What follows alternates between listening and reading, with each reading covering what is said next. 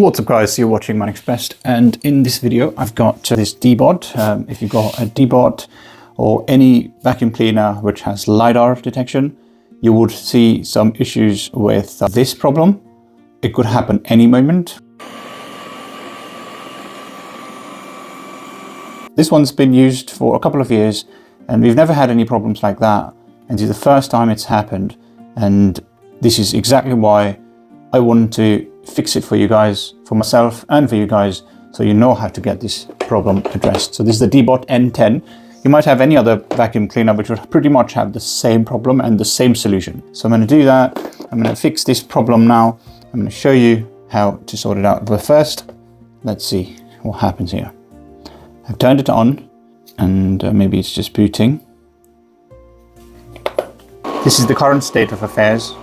As you can see, the LiDAR is a problem at the moment, and I'm sure this is the problem that you might be facing as well. Off the floor. It's off the floor now. I'm going to click on it again. This is what's going to happen. It's not going to clean. It's going to be stuck like this. So it's not working. I'm going to press the button again. I'm going to stop it. Right. So the problem is that it's LiDAR. The LiDAR setup that it has, it's got dust in there, and that's causing this problem. So it can't actually navigate, it can't really address the actions that have been asked of it. So what we need to do is we need to get rid of this LiDAR, give it a clean, and then we put it back in, and that's how it's going to be cleaned. It's a bit of a tricky process, so bear with me for a moment. I'm going to just show you how to get this problem sorted. So what we would require, what we need to do is effectively we need to pry open the top end and the LiDAR, basically that little box that's there, that's where it's basically installed in. So what we're going to do is we're going to just open the whole thing up, and then we're going to give it a bit of a cleaning, and then we'll see how to get it sorted. So I'm going to sit down now, and what we do is we basically use a Phillips screwdriver or any other screwdriver that you have to pry open these rubber gaskets. One, the other one is here, so I'll pull it open, and then you'll have those small Phillips screws inside, which we are going to be opening.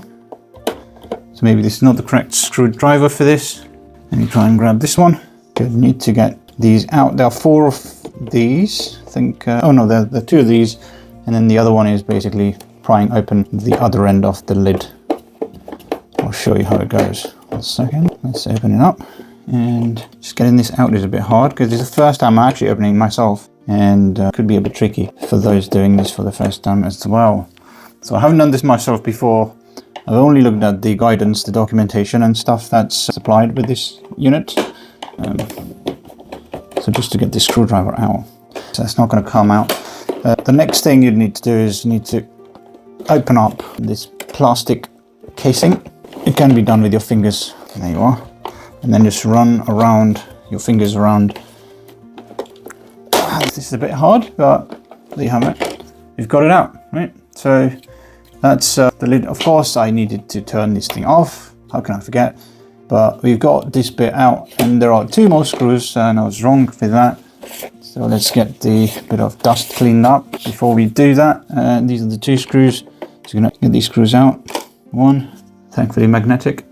And where are the other 2 screws that I had just now? I lost them. Let's put them somewhere. Anyway, oh, they haven't come out. Right, so this is the other one. Okie dokie. So we've got the 2 rubber gaskets and the screws. Now we can get it out, or we cannot. Can we? We can't. The reason is that it's stuck in this casing, and is there any way to get it out? No way. Let's get the screws out first. See if we can get it out, because otherwise we'd have to remove this plate. And I'm going to see if I can. No chance. Oh, there is actually.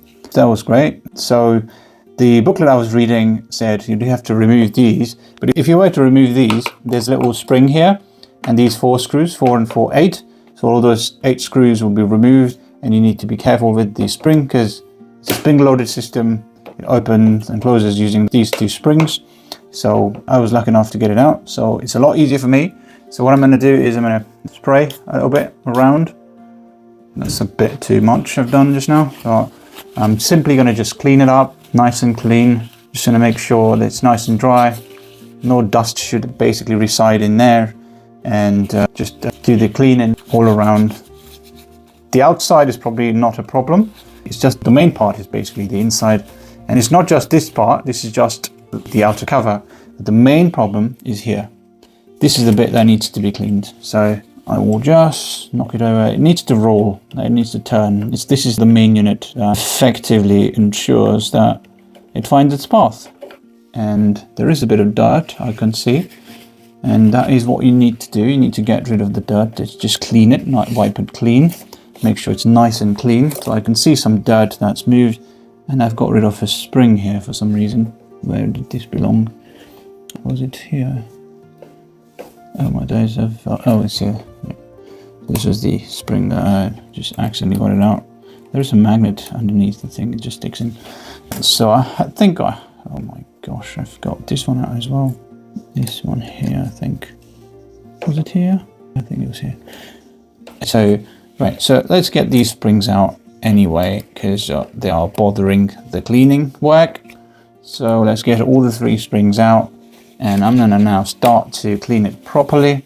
I'm gonna do a little bit of a extra bit of cleaning just to make sure that whatever debris was stuck in there at all. Like you see, there are these little holes on here. On either side there are these cameras or something. I think it's the laser sensor. The laser beam comes out of here. So you need to make sure that these things are nice and clean. I'm not going to go too deep in there, but I just wanted to make sure that it has everything nicely done, like, and stuff. And yeah, that's all nice and clean. And there is a bit of dirt stuck inside here, which I'd love to clean as well if I can. And yeah, I managed to do that, which is great. So that's nice and clean. Could you believe that this is like 4 years old, this Deebot N10, good old Deebot. It's been cleaning our house for a long time now. Anyway, so you've got it all cleaned up. This seems to be nice and clean. I don't see any problems there. And now I'm going to quickly do this bit as well. One more time just to make sure that there is no dirt stuck inside. And once it's all done, wrap it up, pack it up, and put it back on. Okay, it's all nicely done. So I think I'm quite comfortable with been done. These 2 springs have come together, and now it's hard to get them out. There you are. I'm going to blow a little bit as well, and then put these springs back to its place. And now it's time to put this guy back into its place. So how did I get it in? I did it out. So I twisted and turned to get it out. Back in. There you are. You have to make sure that the springs are upright, just like so. Yeah, good. And now I didn't have to do anything, so that's me being very lucky there. And just get these screws back on.